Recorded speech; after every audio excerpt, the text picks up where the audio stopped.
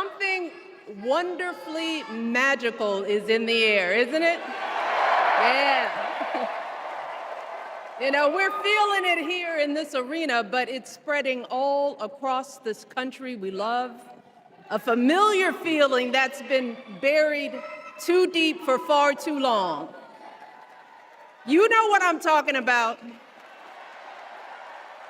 It's the contagious power of hope.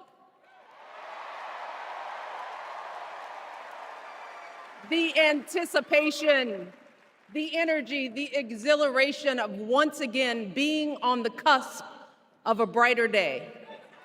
The chance to vanquish the demons of fear, division, and hate that have consumed us and continue pursuing the unfinished promise of this great nation, the dream that our parents and grandparents fought and died and sacrificed for.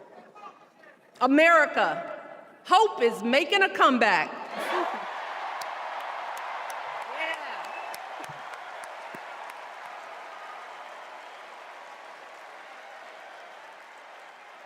But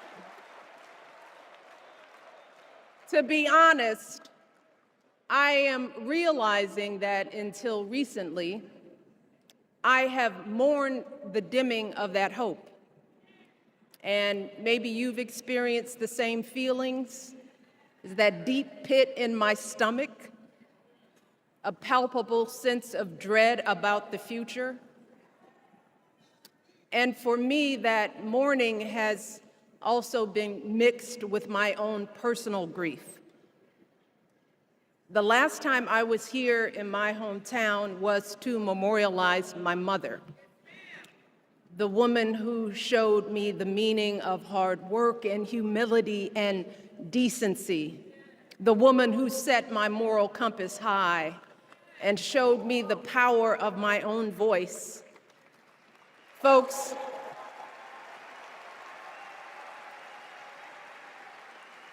I still feel her loss so profoundly.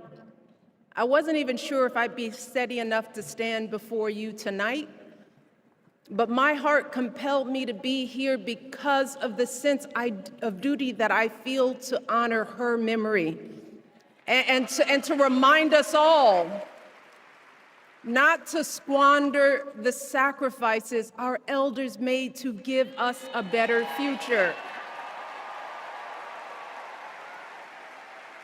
You see, my mom, in her steady, quiet way, lived out that striving sense of hope every single day of her life.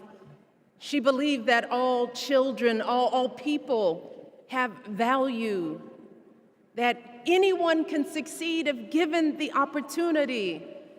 She and my father didn't aspire to be wealthy. In fact, they were suspicious of folks who took more than they needed. They understood that it wasn't enough for their kids to thrive if everyone else around us was drowning. So my mother volunteered at the local school. She always looked out for the other kids on the block.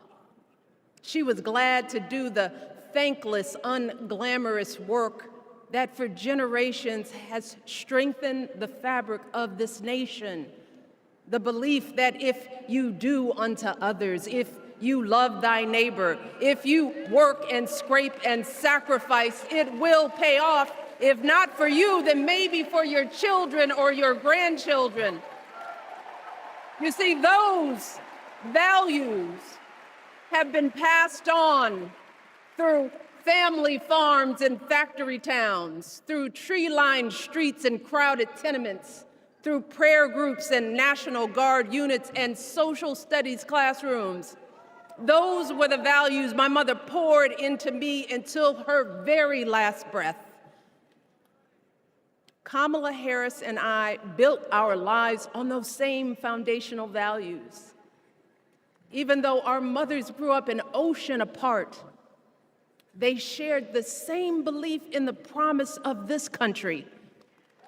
That's why her mother moved here from India at 19 It's why she taught Kamala about justice, about the obligation to lift others up, about our responsibility to give more than we take.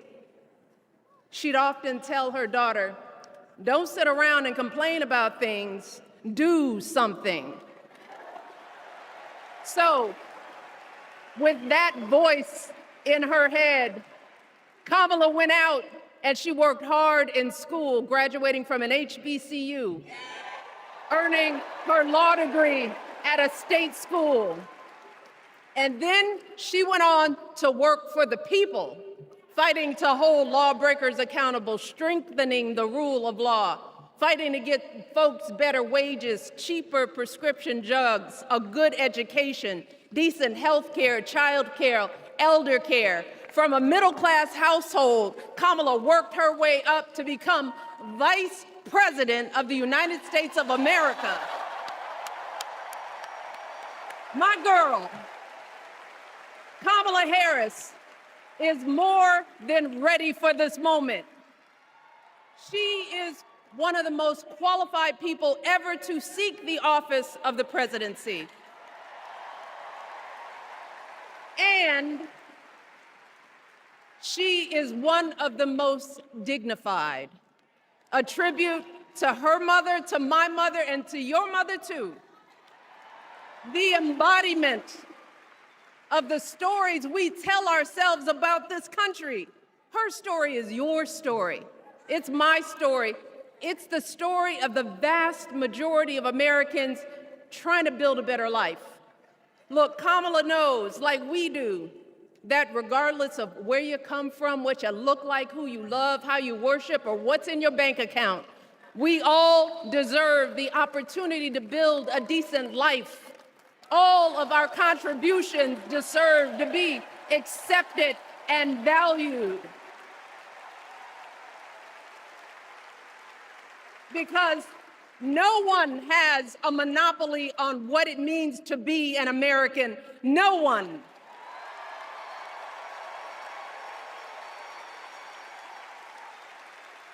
Kamala has shown her allegiance to this nation, not by spewing anger and bitterness, but by living a life of service and always pushing the doors of opportunity open to others. She understands that most of us will never be afforded the grace of failing forward. We will never benefit from the affirmative action of generational wealth.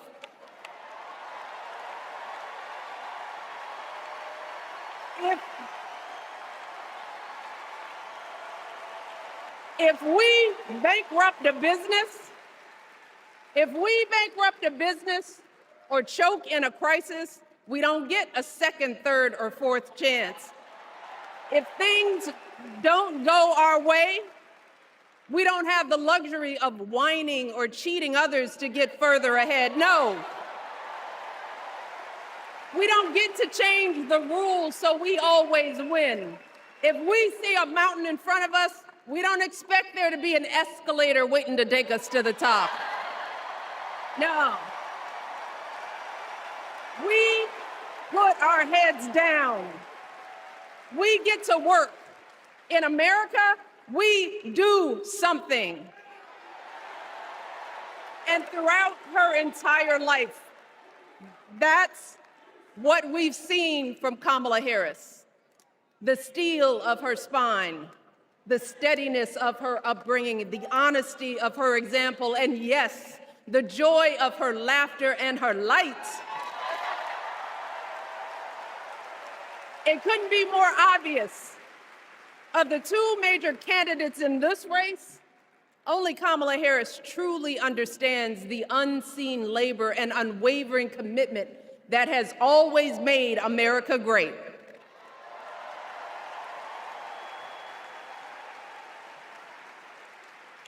Now, unfortunately, we know what comes next. We know folks are going to do everything they can to distort her truth. My husband and I sadly know a little something about this. For years, Donald Trump did everything in his power to try to make people fear us. See, his limited, narrow view of the world made him feel threatened by the existence of two hardworking, highly educated, successful people who happen to be Black.